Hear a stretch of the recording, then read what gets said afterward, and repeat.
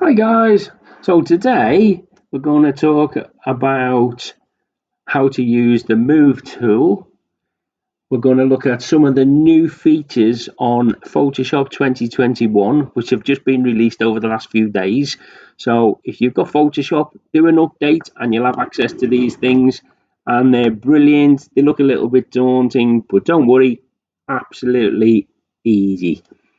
My friend Chrissy has asked me about how to use the move tool and how to move objects from one place to another, etc. etc. So we're going to use that today. And also, I've been asked again how to make that 3D image look and that we can show off our pictures in that way. By Rachel Price. So I'm going to do that as well. So let's have some fun. So today I'm going to look at this photograph here that I took while I was on holiday recently. Some new friends I have. It's a lovely guy, Kim Jong Un, one of my new best friends. So we're going to use this picture and we're going to have some fun with it today. So what are we going to do? Well, as I said, we're going to try and use the move tool. So I'm going to use it in a unique way. So what I'm going to do, there's a bit of a space between the generals of the North Korean army and some of the other important people from that particular place as well. It's ideal to slot somebody in there, so I think what we should do is slot somebody in, don't you? I think that'll be good fun. Okay, so first thing I'm going to do, I'm going to find another image that I would like to slip into this little gap that we have. So for that, I'm going to draw on one of the images that came up on our group site. Well, look at that. Who does it? It happens to be some of the lovely ladies from Southampton and from Yorkshire. So I'm going to use this photograph to do that. And as Chrissy asked me to do this editorial, that's what I'm going to do. I'll use Chrissy. And what we're going to do is start off by using one of the new features that Photoshop have introduced in the last few days. This is a most brilliant tool. So I've talked to you previously on other videos about our quick selection tools and how we can run over items and copy images from one place, etc. You've seen this before. However, what Photoshop have done, I've introduced something brand new. So if now I go to my quick selection tool and drag that slightly to the right, you can see it's got this object selection tool. That's always been there, but now they've changed it. So this is brilliant. So give it a go. So go to object selection tool. When you select object selection tool now, you'll see up at the top of the page your thing that says object finder and this little refresh button. When you select object finder, this little refresh button will start to rotate. When it's finished, basically Photoshop will have explored your image and found all the things that it thinks you would like to make selections of. So if now I run my cursor over some of the people in it, you can see they start to be highlighted one at a time. How brilliant is that? Now, what that means is that when that's masked, which is what that basically is, if I now just click on the area that's marked in red, it now makes that selection for me. How easy is that? So it's left off a couple of bits, which is absolutely fine because I can reintroduce them again. So all I need to do now is go up to select the mask, which is what I would do anyway whenever I make a selection. And then using our little refine brush, I can then just run that over the image to make sure it's covered all of our image that I want. And there we go. I'll press OK. Now we've got Chrissy selected. I'll just tidy it up just a little bit, I think. So if I go back to my quick selection tool, make gold plus, I just want to add just this little bit in here and take away a little bit around the top there. Oh, too much. Let's add that back in. We don't want to do that. Cool. Okay, so it doesn't matter if I'm a little bit over because I can tidy that up later on, as you know. Just get rid of that. Probably made my brush a little bit too big today. That's okay. Just delete that a little bit. There we go. Now we've got our selection. So this is the bit now we're going to insert into our Kim Jong-un picture. So how do we do that? It's like everything else we do in Photoshop. It's really simple. So what I'm going to do is cut and paste it. So to cut it, I'm going to go Control C, copy. And then I'm going to go to our thumbnail picture, which is a picture of our Kim Jong-un, and I'm going to press Control V. So V will then paste that image into this one. Bingo. There you go. How's that? That's not bad, is it? That's really good. Now we're going to start to use our move tool. So this is what Chrissy wanted to know. So our move tool in Photoshop is this little cross you can see up in the top right hand corner of your toolbar. And if you click on the move tool, just click the move tool. And then what you need to do in order to move this image, or this, you can see on the layers now, by the way, you've got our original layer and our layer that we introduced. So for our as long as our layer 1 is highlighted, if I hit Control and the letter T, this now gives me our control box. And from our control box, I can make that smaller. I can move it to different parts of the image. Yeah. So remember Control T. Right. Okay. And then when I'm happy with the position, well, in this case, I'm just going to leave it just there for a second. I'm just going to hit this little tick button. Okay, that doesn't mean it has to stay there forever, because I can move that whenever I want now just by doing the same thing. Make sure that our layer is highlighted and hit Control T. What I'm going to do though, I'm going to make this a little bit fun. So I don't want our picture there. I want to try and insert Chrissy into this little space, and we want to try and do that as realistically as possible. So how would I go about doing that? Firstly, just for the sake of this, what I'm going to do, I'm just going to, if I turn this little eye button off on this layer with Chrissy's on, that means that it's there, but it's just not seen. That's all. So now what I want to do, I want to create another layer of this image, and I'll show you why. So I want to copy this image basically. So go down to background, it says background, and to copy that layer, all I have to do is click Control J, Control and the letter J. That will give me a copy of the background image.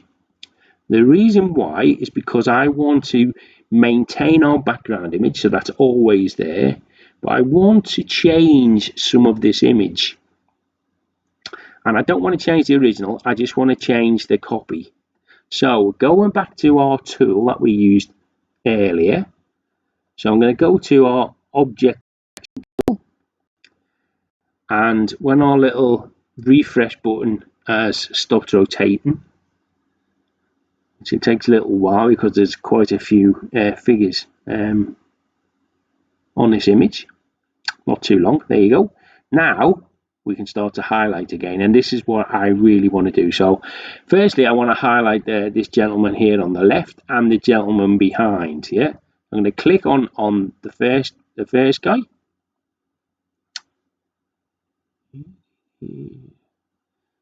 Oh, when that's selected, there you go. Oh. So when that one's selected, I want to use my shift key, which is the arrow key, the up arrow key, if you like, the shift key. And then I'm going to add to this selection. So I'm going to go shift and click this guy at the back. I'm going to add him to my selection. Now I want to add Kim Jong-un.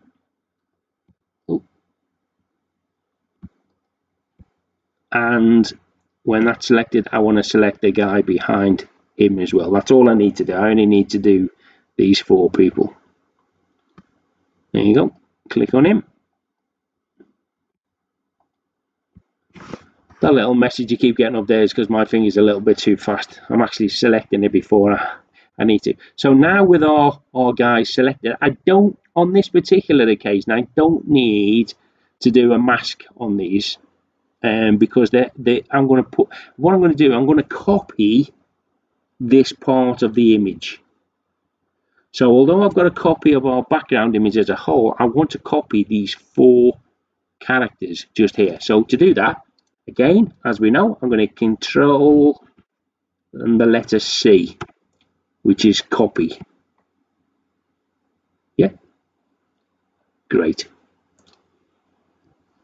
Now, with them copied, I'm going to deselect my image, which is Control D to turn off those ants. And what I want to do is to bring Chrissy back into our image. So I'll just press the little eye icon, go back to our move tool. Remember, control T, as long as that's highlighted, make sure you do that. So make sure that layer is highlighted, Control T. And I'm going to bring Chrissy into play. I'm going to make her about the right size, what I think the right size would be in this image, somewhere around about there. And I'm going to hit the little arrow button, as you can see. You can see that's totally wrong. She blocks off all the people in here. However, this is where the magic comes in, because I've now copied our 4 characters who are in this frame. If I now hit Control and the letter V, you can see these characters have come back in. So now what I'm going to do is move them back into position where they were. And now it looks like Chrissy is standing between the guys. Now, okay, you can see on here that her legs and her camera are sticking out. But as you know, we can fix that now, because if we go back to that layer again, so Chrissy, layer 1, I'm going to make a mask. So this little square down the bottom with the little black circle. Remember, if I make a mask, that means I can then brush to erase, or black to erase, white to retrieve. So all I've got to do here is with my brush, and as long as it's black, I just need to paint over the area that I want to recover. And it doesn't matter if I go over, because because those characters are already, if you like, sitting in the background layer, I can't erase them at all. So if I want to reintroduce anything like just there, I can just reintroduce that black, and then just be a bit more careful and just take that over there like that. Wow, look at that. So that's pretty close. That's good. This is where I want to introduce another brilliant thing that Photoshop have introduced over the last few days, and this is pretty cool. So that kind of looks quite fun. I think it's nearly in perspective, not exactly, but it's close enough for me. If I wanted to define that again, I'll just make sure I click Chrissy again, the letter T. Remember, Control T, and I'll just make that a little bit smaller so that she fits in there. Look at that. Now we're cooking. Hit the little control button, go back to bringing white. Oh, I won't make sure I click my mask to retrieve, white to retrieve, remember. So all I'm going to do is just retrieve that little bit in the corner, the bottom there. It's good. And black to, delete. A bit carried away. There you go. So going back to what I was saying, so as long as I click this little box with Chrissy in, so that's our Chrissy layer, not our mask, or our little Chrissy layer, What I want to do is try and change her skin colour to match her surroundings, to try and get her to blend in a little better, because she does stand out there. Apart from her being much better looking than the rest of these lunatics, her colour is a little bit bright, and I want to try and get that so that it kind of all looks a little bit more natural. So, with our Chrissy layer highlighted, remember not the mask, but the Chrissy layer, I'm now going to go up to filter, and a new thing on here called neural filters. So filter, neural filters. This gives us loads of fun stuff to do. A lot of it's been there before, and there's a lot of really good things in here. However, the new item that they've done is a thing called harmonize. So if you look in your neural filter, you'll see a thing called harmonize. So if you click this little button where it says harmonize, and then over on the right hand side you can see where it says select layer. So on select layer, I'm going to click select layer, and I want it to harmonize. Now I've got to pick the background that I want it to harmonize with. Well, I want it to harmonize with the background. So if I hit background on there, and you can see some of the colour has been drained away. You can improve that if you like, and put even more colour in there, drain even more colour away. But you can see now she starts to blend in a little bit better than she did before. So before, when she was really bright, like there, or you can just adjust it just to where you think her right skin tone, so she starts to look less obvious. If you wanted to change, just bring it down a little bit, a little yellow. Oh, too much. See on there. Lovely. Okay, look at that. That's cool, isn't it? Okay, so press OK. So now we've got our picture. What we want to do now is tidy that all up. So I'll go to my background layer, and I'm going to right click that, and I'm going to merge all the visible layers in there. So we're back to one layer. So that's now one picture. I can't now make any more amendments to our picture unless I start again. So if I start again, whatever I do now will happen to that picture as it is. Not, I can't go back and Control T to make Chrissy smaller or bigger. That's gone. By merging those things together, it means I flatten that image out. Right, what we want to do now is to make that 3D border so we can present our images better. So how do we do that? Now this is so simple, honestly. So first thing is, get it up there. So the first thing is I want to crop this image. And I are quite lazy, so I crop all of my images. Personally, I crop them all to A4. And the reason I crop them all to size A4 is so that when I print them off, it's cheaper because I've got A4 paper. It's just simpler. I know the size of A4. Most of my pictures are printed in A4. And as I say, because it's a standard size, I can print these images myself. So that's what I'm going to do. So I've now cropped this to A4. Oh, look at that face. Well, right, I'll put that to fit screen. What I want to do now though, so I want to take this image, if you like, and I want to put that onto a background. So first things first, I'm gonna make this image now what they call a smart object. So I'm going to right click my layer and convert that to a smart object. What a smart object does, just so that you know, all it does, it preserves the quality of that image if I blow it up. So sometimes that when you go on and you download a JPEG and then you expand that JPEG, and it all pixelates and looks horrible. It doesn't look, it loses all its quality. Well, before you expand it, if you convert it to a smart object, it will retain a lot of that quality, so it doesn't pixelate.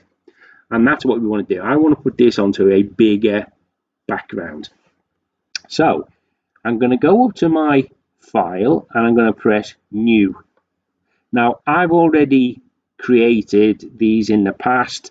All you got to do is find the sizes in pixels. It's all over the internet. You can't really mistake it.